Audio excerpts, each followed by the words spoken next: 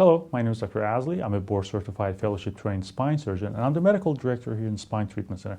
In this segment, I'll be talking to you about why your back hurts. What happens that you end up with back pain? Why is it so important? Because if you understand this segment, you can take care of your back better, therefore hopefully avoid back pain. To understand back pain, first thing that you need to learn is what is inflammation. Now, when I was in second year of medical school, I studied inflammation in detail. I studied many times all the cellular interactions, all the enzymes that get excreted, and what happens. And I got all the questions right.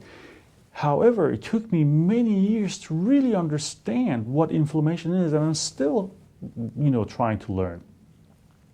To understand that, you got to realize that inflammation is basically body's construction site.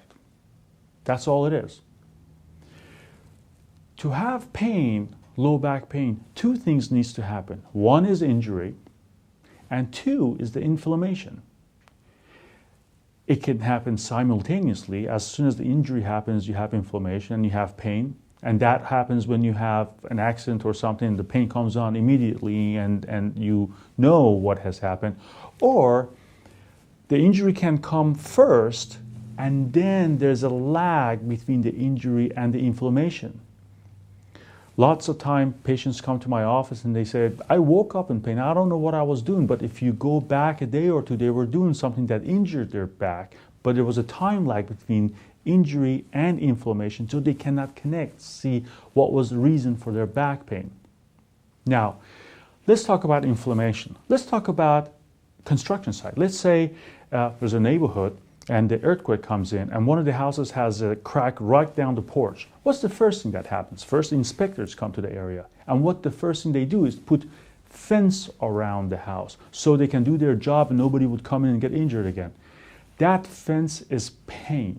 Pain actually turns out to be a good thing through evolution. What it is that if you have an injury in the area, knee, hip, back, enzymes are excreted that actually irritates the nerve endings, then sends pain signal. Basically, it tells the body that I'm doing something, don't move, I'm trying to fix this here. After the inspectors come to the house, if they see the crack is small, it's not a big deal. They said, okay, this structurally is stable. They take the fence out and the pain goes away and everybody goes about their business. However, if they see the crack is too big and needs to be repaired, then they call all the construction worker with crane and all these demolition things to tear the house down and rebuild a new one. And that's when you end up in chronic pain. Now, we don't understand it completely because sometimes, let's say, the budget is too low, the damage is too high, too bad, and simply the construction workers that we have are not capable of repairing that damage. Then in that situation, the city puts a fence around that building and say nobody get close, and that's basically what chronic pain is. Therefore, it's not the damage, it's not the degeneration, it's the inflammation that gives you the pain. And that's why a lot of my patients come and see me. They ask me, we had an MRI 6 months ago and we feel actually worse. Last month we turned the corner and now we're worse. Why don't we get a new MRI? Things have changed. And I tell them that, look, if you get an MRI, most likely it looks exactly the same. Why? Because it's not the degeneration, it's not the area that got damaged, the inflammation that's causing the pain. The reason I want you guys to understand this is that you could be doing something right now and you'll be perfectly fine. Let's say your wife tells you to move the couch. Okay, you'll be perfectly fine for a day, even 2 days. The second day, you could be doing something very trivial, like lifting up a cup or reaching for a phone, and then all of a sudden you have a severe pain. And you call me and say, I wasn't doing anything. Yes, but something happened 2 days ago that caused the back pain. And that's the important thing. And lots of times people can't connect between the injury and start of the pain. That's why it's so important for you to understand what inflammation is and how you can avoid it. So lots of my patients say, well, Dr. Asley, what can we do? What can we do to avoid this? And it's very difficult as spine surgeons to follow the patients throughout the day and say, that's what you can do, that's you shouldn't do. It's very difficult.